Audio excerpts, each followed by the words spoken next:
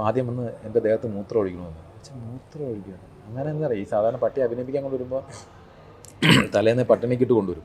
എന്നിട്ട് ഈ പട്ടിയുടെ തന്നെ മൂത്രം ഒരു കുപ്പി കൊണ്ടുവന്നിട്ട് അതെൻ്റെ കാലിലൊഴിച്ചു.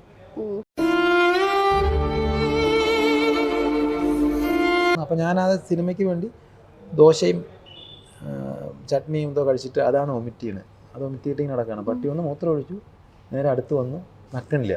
എന്നെ ഇഷ്ടപ്പെട്ട് കാണുമല്ലോ ചിലപ്പോൾ. പട്ടി നക്കാതെ കറങ്ങി തിരിഞ്ഞ് പട്ടി അങ്ങ് പോയി. ഞാൻ പറഞ്ഞു ഒരു കാര്യം ചെയ്യുന്നു, കുറച്ച് ബീഫ് കറി വല്ലതും വെച്ച് ചേച്ചി അത് തന്നാൽ വൊമിറ്റ് ചെയ്യാം. സാർ അത് വേണം സാർ, ബീഫ് സാപ്പിട്ടാണ് നോൺ വെജിനാ കടിച്ചിട്ട് പോകുന്നത് തന്നെ.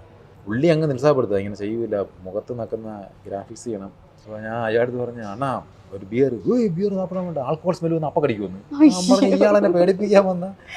എന്നിട്ട് ഇയാൾ കുറച്ച് കഴിഞ്ഞ് കറങ്ങി തിരിച്ചു തുടങ്ങി. അപ്പോൾ ക്യാമറ 4 ക്യാമറ ഡ്യൂട്ടിയാണ്, ഡ്രോണൊക്കെ നിൽക്കുന്നു. കൊഞ്ചം പെഡിഗിരി ഇല്ലേ, അതെ പട്ടിയുടെ ഫുഡ്, മറ്റേ കോഴി വേസ്റ്റ് എന്നൊക്കെ ഉണ്ടാക്കുന്നതാണ്.